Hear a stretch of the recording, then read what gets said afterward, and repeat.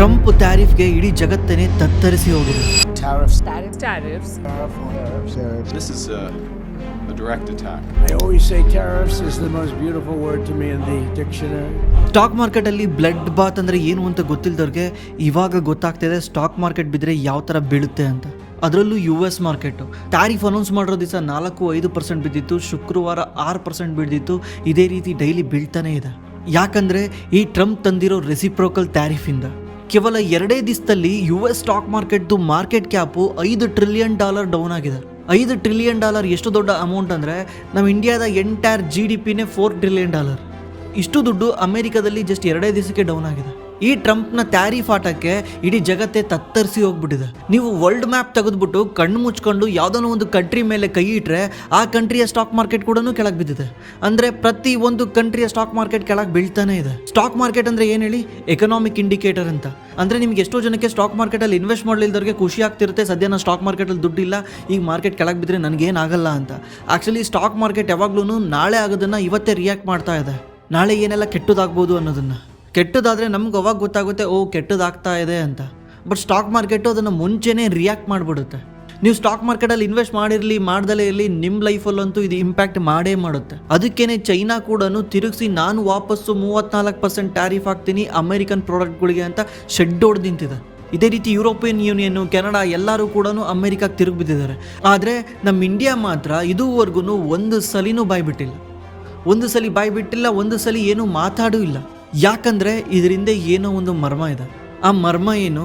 ಈ ಟ್ಯಾರಿಫಿಂದ ನಮ್ಮ ಇಂಡಿಯಾಗೆ ಏನೆಲ್ಲ ಹೆಲ್ಪ್ ಆಗುತ್ತೆ, ಏನೆಲ್ಲ ಕೆಟ್ಟದಾಗುತ್ತೆ. ನಾವು ಕೂಡ ಬೇರೆ ಕಂಟ್ರಿಗಳ ಥರ ತುಂಬ ಸಫರ್ ಮಾಡ್ತೀವ, ಅಥವಾ ನಮ್ಮ ದೇಶದ ಅಮೃತಗಳಿಗೆ ಇವಾಗಿಂದ ಏನಾದರೂ ಸ್ಟಾರ್ಟ್ ಆಗುತ್ತಾ? ಇದ್ರ ಬಗ್ಗೆ ಎಲ್ಲ ನಿಮಗೆ ಫುಲ್ ಇನ್ಫಾರ್ಮೇಷನ್ ಬೇಕಿದ್ರೆ ದಯವಿಟ್ಟು ಈ ವಿಡಿಯೋ ನೋಡಿ. ಈ ವಿಡಿಯೋ ನೋಡಿದ್ಮೇಲೆ ನಿಮ್ಗೊಂದು ಹಿಂಟ್ ಸಿಗುತ್ತೆ ಯಾವ ರೀತಿ ಫ್ಯೂಚರಲ್ಲಿ ನಮ್ಮ ಇಂಡಿಯಾ ಗ್ರೋ ಆಗ್ಬೋದು ಅಂತ. ಈ ಟ್ರಂಪ್ ತಾರೀಫಿಂದ ನಮ್ಮ ಇಂಡಿಯನ್ ಮಾರ್ಕೆಟ್ಗೆ ಯಾವ್ಯಾವ ಎಫೆಕ್ಟ್ ಆಗುತ್ತೆ ಅಂತ ತಿಳ್ಕೊಳೋಕ್ಕಿಂತ ಮುಂಚೆ ಫಸ್ಟ್ ನೀವು ಇದನ್ನ ಅರ್ಥ ಮಾಡ್ಕೊಳ್ಳಿ. ಮೊದಲು ನಮ್ಮ ಎಕಾನಮಿ ಯಾವ ರೀತಿ ವರ್ಕ್ ಆಗುತ್ತೆ ಅಂತ. ಎಕಾನಮಿನಲ್ಲಿ 2 ಥರ ಎಕಾನಮಿ ಬರ್ತವೆ. ಒಂದು ಕನ್ಸಂಪ್ಷನ್ ಡ್ರಿವನ್ ಎಕಾನಮಿ, ಇನ್ನೊಂದು ಎಕ್ಸ್ಪೋರ್ಟ್ ಡ್ರಿವನ್ ಎಕಾನಮಿ ಅಂತ. USA ಏನು ನೋಡ್ತಿದ್ದೀರಲ್ಲ, USA ಕನ್ಸಂಪ್ಷನ್ ಡ್ರಿವನ್ ಎಕಾನಮಿ. USAಗೆ ಎಕ್ಸ್ಪೋರ್ಟಿಂದ ಏನಾಗಂಗಿಲ್ಲ. ಯಾಕಂದರೆ USA ಜನನೇ US ಮಾಡೋ ಬಿಸ್ನೆಸ್ನ ಕನ್ಸ್ಯೂಮ್ ಮಾಡ್ತಾರೆ. ಇದಕ್ಕೇನೆ USನ ಕನ್ಸಂಪ್ಷನ್ ಎಕಾನಮಿ ಅಂತ ಕರೀತಾರೆ. USA ಅತಿ ದೊಡ್ಡ ಕನ್ಸಂಪ್ಷನ್ ಎಕಾನಮಿ ಆಗಿರೋದ್ರಿಂದ ಎಲ್ಲ ದೇಶಗಳು ಅವ್ರ ಪ್ರಾಡಕ್ಟ್ನ USAಗೆ ಸೆಲ್ ಮಾಡಬೇಕು ಅಂತ ರೆಡಿ ಇದ್ದಾರೆ. ಈಗ ನೀವು ತುಂಬ ಎಷ್ಟೋ ಜನ ಕೇಳ್ತೀರಾ, ಇನ್ನು USA ಇರೋದೇ ಒಂದಾ, ನೀವು ಬೇರೆ ದೇಶಕ್ಕೂ ಸೆಲ್ ಮಾಡ್ತಾರಲ್ಲ, USA ಮಾಡಲಿದ್ರೆ ಹೋಯ್ತು ಬಿಡಿ, ಅದಕ್ಕೆ ಯಾಕೆ ತಲೆ ಕೆಡಿಸ್ಕೊಂತೀರಾ ಅಂತ. ಆ್ಯಕ್ಚುಲಿ USA ಹೆಂಗೆ ಅಂದರೆ ಒಂದು ದೊಡ್ಡ ಮಾರ್ಕೆಟ್ ಇದ್ದಂಗೆ, ಒಂದು ದೊಡ್ಡ KR ಮಾರ್ಕೆಟ್ ಇದ್ದಂಗೆ. KR ಮಾರ್ಕೆಟಲ್ಲಿ ಎಲ್ಲ ಏರಿಯಾಗಳಿಂದ ಬಂದು ಅಲ್ಲಿ ಕುತ್ಕೊಂಡು ಸೆಲ್ ಮಾಡ್ತಾರೆ, ಎಲ್ಲ ಊರಿಂದ ಬಂದು ಸೆಲ್ ಮಾಡ್ತಾರೆ. ಯಾಕಂದರೆ ಆ KR ಮಾರ್ಕೆಟಲ್ಲಿ ಬಂದು ತಗೊಳ್ಳೋ ಜನ ಅಷ್ಟೊಂದಿದ್ದಾರೆ ಅಂತ. ಈಗ ನೀವು ಆ KR ಮಾರ್ಕೆಟ್ನೇ ಬಾಗ್ಲಾಕ್ಬಿಟ್ರೆ, ಅಥವಾ ನೀವು ತಂದು ಇಲ್ಲಿ ಮಾರಿದ್ರೆ ನಮಗೆ ಜಾಸ್ತಿ ಕಮಿಷನ್ ಕೊಡಬೇಕು ಅಂತ ಹೇಳಿದಾಗ ಒಂದು ಜನ ಜಾಸ್ತಿ ದುಡ್ಡು ಕೊಟ್ಟು ಬೈ ಮಾಡಬೇಕು.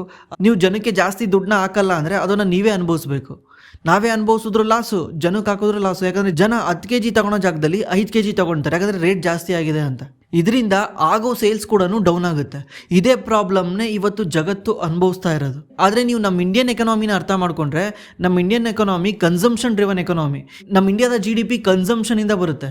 ಸುಮಾರು 64-65% ಆಫ್ ದಿ GDP ಕನ್ಸಂಪ್ಷನಿಂದ ಬರುತ್ತೆ. ಅಂದರೆ ಪ್ರೈವೇಟ್ ಕನ್ಸಂಪ್ಷನ್ ಅಂದರೆ ಏನರ್ಥ?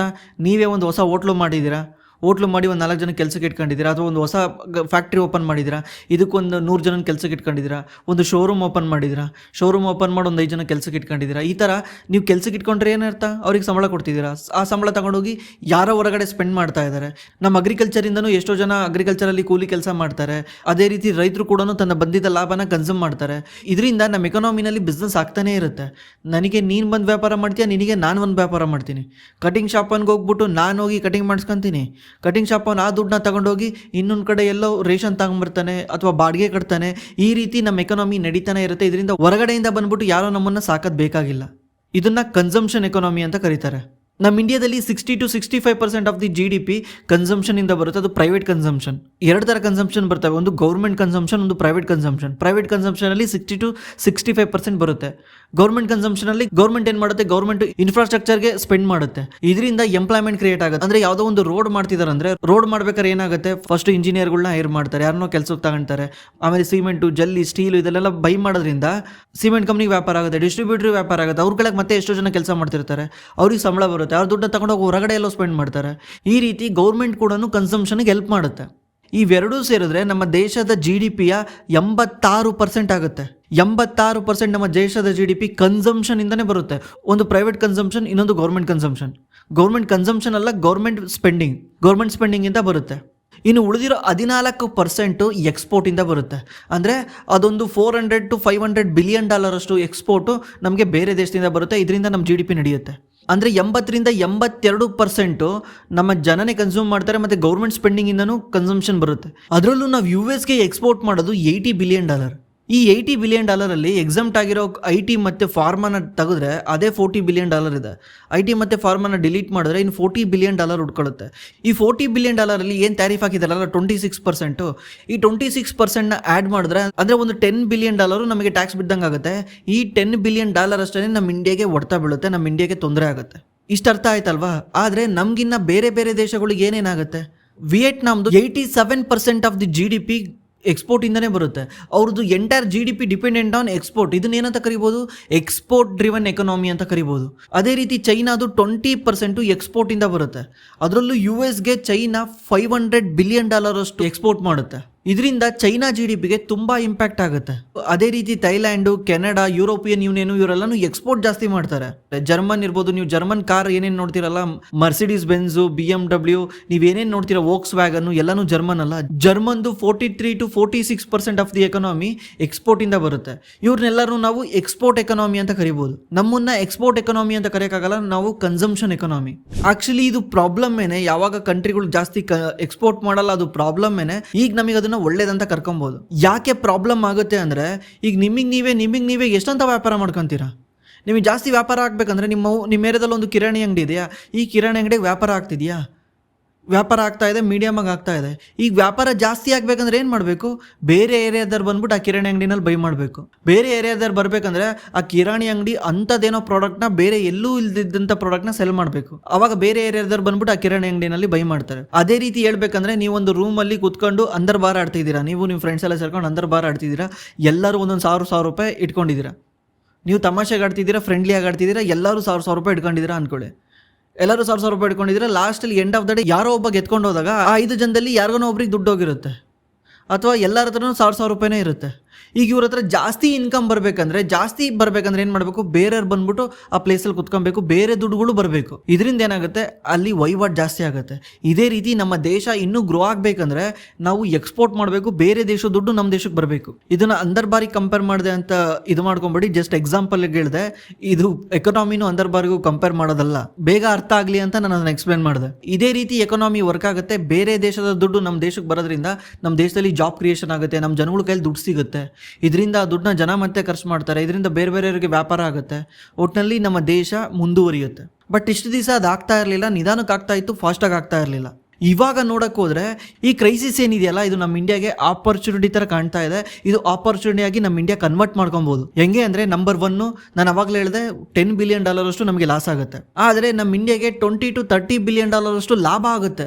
ಎದರಿಂದ ಹೇಳಿ? ನಮ್ಮ ಇಂಡಿಯಾ ಹೈಯೆಸ್ಟ್ ಇಂಪೋರ್ಟ್ ಮಾಡ್ಕೊಳೋದು, ಬೇರೆ ದೇಶದಿಂದ ಇಂಪೋರ್ಟ್ ಮಾಡ್ಕೊಳೋದು ಯಾವುದು ಅಂದರೆ ಅದು ಕ್ರೂಡ್ ಆಯಿಲ್, ಕಚ್ಚಾ ತೈಲ. ಈ ಕಚ್ಚಾ ತೈಲನ ನಾವು ಬೇರೆ ದೇಶದಿಂದ ಇಂಪೋರ್ಟ್ ಮಾಡ್ಕೊಂಡಿದ್ದೀವಿ. ಲಾಸ್ಟ್ ಇಯರ್ ಲೆಕ್ಕ ನೋಡಿದ್ರೆ ನಾವು $130 ಬಿಲಿಯನ್ ಅಷ್ಟು ಕ್ರೂಡ್ ಆಯಿಲ್ನ ಇಂಪೋರ್ಟ್ ಮಾಡ್ಕೊಂಡಿದ್ದೀವಿ. ಅದು ರೇಟ್ ಆಫ್ 77 per barrel. ಹಂಗೆ ನಾವೇನಾದ್ರೂ ವರ್ಷ ಪೂರ್ತಿ ಎಷ್ಟು ಇಂಪೋರ್ಟ್ ಮಾಡ್ಕೊಂಡಿದ್ದಾರೆ ಅಂತ ಲೆಕ್ಕ ಮಾಡಿದ್ರೆ $130 ಬಿಲಿಯನ್ ಆಗುತ್ತೆ. $130 ಬಿಲಿಯನ್ $77 per barrel ಇದ್ದಾಗ ಲೆಕ್ಕ ಮಾಡಿದ್ರೆ, ಇವಾಗ ನಾವು ಲಾಸ್ಟ್ ಇಯರ್ ತರಿಸ್ಕೊಂಡಿದ್ದೇನೆ ಈ ವರ್ಷನೂ ತರಿಸ್ಕೊಂತೀವಿ ಅಂದರೆ ಕ್ರೂಡ್ ಆಯಿಲ್ನ, ಈಗ ನಾವು ಪೇ ಮಾಡಬೇಕಾಗಿರೋ ಪ್ರೈಸ್ ತುಂಬ ಕಡಿಮೆ.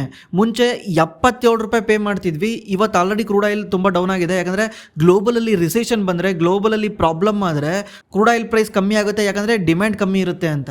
ಇದರಿಂದ ಕ್ರೂಡ್ ಆಯಿಲ್ $60 ಕೆಳಗೆ ಬರೋ ಚಾನ್ಸಸ್ ಇದೆ. ಯಾವಾಗ ಕ್ರೂಡ್ ಆಯಿಲ್ $60 ಕೆಳಗೆ ಬರುತ್ತೆ, ಆವಾಗ ನಮ್ಮ ದೇಶಕ್ಕೆ ಸುಮಾರು $20 to $30 ಬಿಲಿಯನ್ ಅಷ್ಟು ಲಾಭ ಆಗುತ್ತೆ. ಅಂದರೆ ಆಲ್ಮೋಸ್ಟ್ 2.5 ಇಂದ 3 ಲಕ್ಷ ಕೋಟಿವರೆಗೂ ಲಾಭ ಆಗುತ್ತೆ. ನಾವು ಅಲ್ಲೇನು ಕಳ್ಕೊತಿದ್ದೀವಲ್ಲ ಅದಿಲ್ಲಿ ಲಾಭ ಆಗುತ್ತೆ. ನಮ್ಮ ಇಂಡಿಯಾ ಏನು ಮಾಡ್ಬೋದು? ನಮ್ಮ ಇಂಡಿಯನ್ ಇಂಡಸ್ಟ್ರಿಗಳಿಗೆ, ಅಂದರೆ MSME ಇರ್ಬೋದು, ನಾರ್ಮಲ್ ಸಣ್ಣ ಸಣ್ಣ ಇಂಡಸ್ಟ್ರಿಗಳಿಗೆ ಇನ್ಸೆಂಟಿವ್ ಕೊಡ್ಬೋದು. ಅಂದರೆ ನೀವು ಈ ವರ್ಷ ಈ ಥರ ಪ್ರೊಡ್ಯೂಸ್ ಮಾಡಿ ನೀವು ಬೇರೆ ದೇಶಕ್ಕೆ ಏನಾದರೂ ಸೆಲ್ ಮಾಡಿದ್ರೆ ನಾನು ನಿನಗೆ 10% ಕೊಡ್ತೀನಿ. ಎಕ್ಸಾಂಪಲ್, ನೀನೇನಾದರೂ 100 ಕೋಟಿದ ಐಟಮ್ನ ಅಮೇರಿಕಾಗೆ ಸೆಂಡ್ ಮಾಡಿದ್ರೆ ನಾನು ನಿನಗೆ 10 ಕೋಟಿ ಕೊಡ್ತೀನಿ ಆ್ಯಸ್ ಎ ಇನ್ಸೆಂಟಿವ್ ಆಗಿ. ನೀನು ಅದನ್ನು ಅಮೇರಿಕಾದಲ್ಲಿ ಜನಗಳಿಗೆ ಡಿಸ್ಕೌಂಟ್ ಕೊಟ್ಬಿಟ್ಟು ನಿನ್ನ ಪ್ರಾಡಕ್ಟ್ನ ಸೆಲ್ ಮಾಡು. ಅವಾಗ ಏನಾಗುತ್ತೆ, ನಮ್ಮ ಇಂಡಿಯನ್ ಪ್ರಾಡಕ್ಟ್ಗಳು ಅಮೆರಿಕಾದಲ್ಲಿ ಸೆಲ್ ಆಗ್ತವೆ.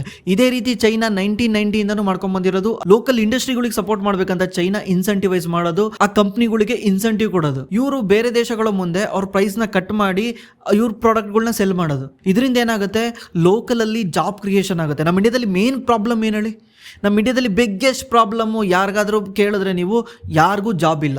ಜಾಬ್ ಇದೆ, ಕಮ್ಮಿ ಇದೆ. ಅಂದರೆ ನಂಬರ್ ಆಫ್ ದಿ ಜನಕ್ಕೆ ಬೇಕಾಗಿರೋ ಜಾಬ್ಗೂ ಪ್ರೆಸೆಂಟ್ಲಿ ಇರೋ ಜಾಬ್ಗೂ ಒಂದಕ್ಕೊಂದು ಸಂಬಂಧನೇ ಇಲ್ಲ. ಇದರಿಂದ ಎಷ್ಟೋ ಯೂತ್ಸ್ಗಳಿಗೆ ಜಾಬ್ ಇಲ್ಲ.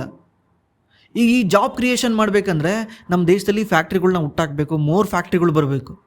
ಈ ಫ್ಯಾಕ್ಟ್ರಿಗಳಿಗೆ ದುಡ್ಡೆಲ್ಲಿಂದ ಬರುತ್ತೆ? ಈ ಫ್ಯಾಕ್ಟ್ರಿಗಳು ತಾನು ಮಾಡಿರೋ ಪ್ರಾಡಕ್ಟ್ನ ಬೇರೆ ದೇಶಕ್ಕೆ ಸೆಲ್ ಮಾಡಬೇಕು. ಅದು ಎಲ್ಲಿ? ಅಮೆರಿಕಾದಲ್ಲಿ. ಹೆಂಗೆ ಮಾಡ್ತವೆ? ಹೆಂಗಂದ್ರೆ ಗೌರ್ಮೆಂಟ್ ಸಪೋರ್ಟ್ ಮಾಡಬೇಕು. ಗೌರ್ಮೆಂಟ್ ಸಪೋರ್ಟ್ ಮಾಡಿದ್ರು ಹೆಂಗೆ ಸಪೋರ್ಟ್ ಸಿಗುತ್ತೆ? ಹೆಂಗಂದ್ರೆ ನಮ್ಮ ಇಂಡಿಯಾಗೆ ಹೈಯೆಸ್ಟ್ ಕಾಂಪಿಟೇಟಿವ್ ಆಗಿರೋದು ಚೈನಾ ಅಲ್ಲ, ವಿಯೆಟ್ನಾಮು, ಥೈಲ್ಯಾಂಡು, ಬಾಂಗ್ಲಾದೇಶ, ಇವರೆಲ್ಲ ನಮ್ಮ ಇಂಡಿಯಾಗೆ ಕಾಂಪಿಟೇಟಿವ್ ಪ್ರೈಸಲ್ಲಿ ಕಮ್ಮಿ ರೇಟಲ್ಲಿ ಪ್ರೊಡ್ಯೂಸ್ ಮಾಡಿಬಿಟ್ಟು ಬೇರೆ ದೇಶಕ್ಕೆ ಸೆಲ್ ಮಾಡ್ತಾವೆ. ಅದರಿಂದ ಏನಾಗುತ್ತೆ, ನಮ್ಮ ಇಂಡಿಯಾದಲ್ಲಿ ಜಾಸ್ತಿ ರೇಟ್ ಇರೋದ್ರಿಂದ ನಮ್ಮ ಇಂಡಿಯನ್ ಕಂಪ್ನಿಗಳು ಅಮೆರಿಕಾದಲ್ಲಿ ಎಕ್ಸ್ಪೋರ್ಟ್ ಮಾಡೋದು ಕಷ್ಟ. ಈಗೇನಾಗಿದೆ, ಟ್ರಂಪ್ ಮಾಡಿರೋ ಲಾಯಿಂದ ನಮ್ಮ ಇಂಡಿಯಾಗೆ 26%, ವಿಯೆಟ್ನಾಮ್ಗೆ 46%. ವಿಯೆಟ್ನಾಮು ಚೈನಾರ ತಮ್ಮ ಇದ್ದಂಗೆ. ಚೈನಾ ತನ್ನ ಫ್ಯಾಕ್ಟ್ರಿಗಳನ್ನ ನಿಧಾನಕ್ಕೆ ವಿಯೆಟ್ನಾಮಿಗೆ ಶಿಫ್ಟ್ ಮಾಡಿ ವಿಯೆಟ್ನಾಮಿಂದ ಅಮೆರಿಕಾದಲ್ಲಿ ತಗೊಂಡೋಗಿ ಸೆಂಡ್ ಮಾಡ್ತಾ ಇದ್ದ. ಇದು ಗೊತ್ತಲ್ಲ ಅಮೆರಿಕಾಗೆ. ಅಮೆರಿಕ ಏನು ಮಾಡ್ತು, ವಿಯೆಟ್ನಾಮ್ಗೂ ಸರಿಯಾಗಿ ತಾರೀಫ್ ಹಾಕಿದೆ. ಈಗ ವಿಯೆಟ್ನಾಮ್ಗೂ ತೊಂದರೆ ಆಗುತ್ತೆ, ಚೈನಾಗೂ ತೊಂದರೆ ಆಗುತ್ತೆ, ಬಾಂಗ್ಲಾದೇಶಕ್ಕೂ ತೊಂದರೆ ಆಗುತ್ತೆ, ಥೈಲ್ಯಾಂಡ್ಗೂ ತೊಂದರೆ ಆಗುತ್ತೆ. ಯಾಕಂದರೆ ಚೈನಾಗೆ 65% ಇಂಪೋರ್ಟ್ ಡ್ಯೂಟಿ ಇದೆ, ಅಂದರೆ ಟ್ಯಾರಿಫ್ ಇದೆ. ವಿಯೆಟ್ನಾಮ್ಗೆ 46%, ಥೈಲ್ಯಾಂಡ್ಗೆ 36%, ಬಾಂಗ್ಲಾದೇಶ್ಗೆ 36%, ಇಂಡಿಯಾಗೆ 26%. ಈಗ ಇದ್ರ ಜೊತೆ ನಮ್ಮ ಗೌರ್ಮೆಂಟ್ ಏನಾದರೂ ಒಂದು 10% ಹೆಲ್ಪ್ ಮಾಡಿಬಿಟ್ರೆ ನಮ್ಮ ಇಂಡಿಯಾ ಬೇರೆ ಬೇರೆ ದೇಶಗಳಲ್ಲಿ ಹೋಗಿ ಒಳ್ಳೆ ರೇಟಲ್ಲಿ ನಮ್ಮ ಪ್ರಾಡಕ್ಟ್ನ ಸೆಲ್ ಮಾಡ್ಬೋದು. ಇದರಿಂದ ಅಮೆರಿಕನ್ ಜನ ಕಮ್ಮಿ ರೇಟಿಗೆ ಸಿಗುತ್ತೆ ಅಂತ ನಮ್ಮ ಪ್ರಾಡಕ್ಟ್ನ ಯೂಸ್ ಮಾಡ್ತಾರಲ್ಲ. ಬೇರೆ ದೇಶಗಳು ಈ ಥರ ಮಾಡೋಕ್ಕಾಗಲ್ಲ, ಯಾಕಂದರೆ ಅವ್ರ ಎಕಾನಮಿ ಆಲ್ರೆಡಿ ತೊಂದರೆ ಪಡ್ತಿದೆ. ಈಗ ಅವ್ರು ಹೋಗ್ಬಿಟ್ಟು ಈ ಫ್ಯಾಕ್ಟ್ರಿಗಳಿಗೆ ಇನ್ಸೆಂಟಿವೈಸ್ ಮಾಡೋಕ್ಕಾಗಲ್ಲ. ಗೌರ್ಮೆಂಟ್ ಹತ್ರ ದುಡ್ಡೇ ಇಲ್ಲ ಅಲ್ಲಿ, ಯಾಕಂದರೆ ಅವ್ರು ಎಂಟೈರ್ ನಂಬ್ಕೊಂಡಿರೋದೇ ಅಮೆರಿಕಾನ, ಬೇರೆ ಬೇರೆ ದೇಶಗಳನ್ನ. ನಮ್ಮ ಇಂಡಿಯಾ ಆ ಥರ ಏನಿಲ್ಲಲ್ಲ, ನಮ್ಗೆ ಅಷ್ಟೊಂದು ಎಫೆಕ್ಟ್ ಆಗಲ್ಲ. ಇದರಿಂದ ನಮ್ಮ ಗೌರ್ಮೆಂಟ್ ಸ್ವಲ್ಪ ಈಗ ನಮ್ಮ MSME ಬೇರೆ ಬೇರೆ ಕಂಪ್ನಿಗಳಿಗೆ ಹೆಲ್ಪ್ ಮಾಡಿಬಿಟ್ರೆ ಇದು ಒಳ್ಳೆ ಟೈಮು ನಮ್ಮ ಇಂಡಿಯಾ ಗ್ಲೋಬಲಲ್ಲಿ ಡಾಮಿನೇಷನ್ನ ಬೆಳೆಸ್ಕೊಳಕ್ಕೆ, ಚೈನಾನ ಬೀಟ್ ಮಾಡೋಕ್ಕಾಗಲ್ಲ ಅಂದ್ಕೊಳ್ಳಿ, ಅಟ್ಲೀಸ್ಟ್ ಚೈನಾದ ಅರ್ಧದಷ್ಟಾದರೂ ಬರ್ಬೋದು. ಇದು ನಮ್ಮ ಇಂಡಿಯಾಗೆ ನನಗನ್ನಿಸ್ದಂಗೆ ಒಳ್ಳೆ ಟೈಮು. ಇದನ್ನು ಸರಿಯಾಗಿ ಯೂಸ್ ಮಾಡ್ಕೊಬೇಕು. ಗೌರ್ಮೆಂಟ್ ಇದನ್ನು ಯೂಸ್ ಮಾಡ್ಕೊಬೇಕು. ವೋಟ್ ಬ್ಯಾಂಕಿಂಗ್ ಬಿಟ್ಬಿಟ್ಟು, ಫ್ರೀ ಬೀಸ್ ಬಿಟ್ಬಿಟ್ಟು ಕರೆಕ್ಟ್ ಟೈಮಲ್ಲಿ ಗೌರ್ಮೆಂಟ್ ಚೆನ್ನಾಗಿ ಯೂಸ್ ಮಾಡ್ಕೊಬೇಕು. ಇದರಿಂದ ಸಖತ್ತು ಜಾಬ್ ಕ್ರಿಯೇಷನ್ ಆಗುತ್ತೆ. ಅಂದ್ರೆ ಏನು, ನಿಮ್ಮ ಕೈಲಿ ದುಡ್ಡು ಸಿಕ್ಕರೆ ಏನು ಮಾಡ್ತೀರಾ ನೀವು? ಆ ದುಡ್ಡನ್ನ ತಗೊಂಡೋಗಿ ಸ್ಪೆಂಡ್ ಮಾಡ್ತೀರಾ. ಎಲ್ಲಿ ಸ್ಪೆಂಡ್ ಮಾಡ್ತೀರಾ? ಹೇಗೆ ನೀವು ಸ್ಟಾಕ್ ಮಾರ್ಕೆಟಲ್ಲಿರೋ ಕಂಪ್ನಿಗಳಲ್ಲೇ ಸ್ಪೆಂಡ್ ಮಾಡ್ತೀರಾ. ಇದರಿಂದ ಸ್ಟಾಕ್ ಮಾರ್ಕೆಟ್ ಅರ್ನಿಂಗ್ ಕೂಡ ಜಾಸ್ತಿ ಆಗುತ್ತೆ, ನಮಗೂ ಲಾಭ ಆಗುತ್ತೆ, ದೇಶಕ್ಕೂ ಲಾಭ ಆಗುತ್ತೆ, ದೇಶ ಕೂಡ ಗ್ರೋ ಆಗುತ್ತೆ. ಬಟ್ ಆದರೆ ಗೌರ್ಮೆಂಟು ಯಾವ ಥರ ನಿರ್ಧಾರ ತಗೊಳುತ್ತೆ ಅಂತ ಅನ್ನೋದನ್ನ ನಾವು ಕಾಯ್ದು ನೋಡಬೇಕು. ಗೌರ್ಮೆಂಟ್ ಕೂಡ ಕ್ಲಿಯರ್ಲಿ ವೆಯ್ಟ್ ಮಾಡ್ತಾ ಇದೆ. ಗೌರ್ಮೆಂಟ್ ಏನು ಮಾತಾಡ್ತಾ ಇಲ್ಲ. One of the best decision ತಗೊಂಡಿದೆ ನಮ್ಮ ಇಂಡಿಯನ್ ಗೌರ್ಮೆಂಟು ಹೇಳ್ಬೇಕಂದ್ರೆ. ಯಾಕಂದರೆ ಅದು ಇದು ಮಾತಾಡಿ ಸುಮ್ಮನೆ ಯಾಕೆ ಅವ್ರ ಹತ್ರ ಮಗ ಕೆಡಿಸ್ಕೊಬೇಕು. ರಿಲೇಷನ್ಶಿಪ್ ಚೆನ್ನಾಗಿ ಇಟ್ಕೊಂಡ್ರೆ ನಮ್ಮದು ವ್ಯಾಪಾರ ಜಾಸ್ತಿ ಮಾಡ್ಬೋದು ಅವ್ರ ಹತ್ರ. ಇದನ್ನೇ ಬಿಸ್ನೆಸ್ಸಲ್ಲಿ ನೋಡಿರ್ಬೋದು ನೀವು, ಪಾರ್ಟ್ನರ್ಶಿಪ್ ಅಂತ ಕರೀತಾರೆ. ಸುಮ್ಮನೆ ಬಿಸ್ನೆಸ್ ಓನರ್ಗಳನ್ನ ಪರಿಚಯ ಇಟ್ಕೊಂಡ್ರೆ ಸಾಕು, ನಂದೇನಾದರೂ ಪ್ರಾಡಕ್ಟ್ನ ಆರಾಮ್ಸೆ ಸೆಲ್ ಮಾಡ್ಬೋದು. ನೆಟ್ವರ್ಕ್ ಅಂತ ಕರೀತಾರೆ. ಅದೇ ರೀತಿ ಇಂಡಿಯಾ ಮಾಡ್ತಾ ಇದೆ. ಆಮೇಲೆ ಇಂಡಿಯಾ ರೀಸೆಂಟ್ಲಿ ನರೇಂದ್ರ ಮೋದಿ ಹೋಗಿ ಮಾತಾಡ್ಕೊಂಬಂದಿರೋದು ಬೈಲಾಟ್ರಲ್ ಟ್ರೇಡ್ ಅಂತ. ಬೈಲಾಟ್ರಲ್ ಟ್ರೇಡ್ ಅಂದರೆ ಒಂದು ಅಗ್ರಿಮೆಂಟ್ ಆಗ್ಬಿಡುತ್ತೆ, ನಾನು ನಿನಗೆ ಇಷ್ಟ ಟ್ಯಾಕ್ಸ್ ಹಾಕ್ತೀನಿ, ನೀನು ನನಗೆ ಇಷ್ಟ ಟ್ಯಾಕ್ಸ್ ಹಾಕು, ನಾವಿಬ್ರು ವ್ಯಾಪಾರ ಮಾಡೋಣ ಅಂತ. ಇದರಿಂದ ಖುದ್ದು ಟ್ರಂಪ್ ಹೇಳಿರೋ ಪ್ರಕಾರ ನಮ್ಮ ಇಂಡಿಯಾದಲ್ಲಿ ನೆಕ್ಸ್ಟ್ 2030 ಅಷ್ಟೊತ್ತಿಗೆ $500 ಬಿಲಿಯನ್ ಅಷ್ಟು ವ್ಯಾಪಾರ ಆಗುತ್ತೆ ಅಂತ. ಈಗ ಆಗ್ತಿರೋದು $80 ಬಿಲಿಯನ್. ಅದೇನಾದರೂ ಆದರೆ ಇಲ್ಲಿಂದ 5 ಪಟ್ಟು 6 ಪಟ್ಟು ಜಂಪ್ ಆಗುತ್ತೆ. ಆದರೆ ನಾವು ಅಂದ್ಕೊಂಡಿದ್ದೆಲ್ಲ ಈಸಿ ಆಗಲ್ಲ. ಆದರೆ ಇದನ್ನು ನಾವು ಪಾಸಿಟಿವ್ ವೇನಲ್ಲಿ ಥಿಂಕ್ ಮಾಡಬೇಕು, ಬೇರೆ ದಾರಿ ಇಲ್ಲ.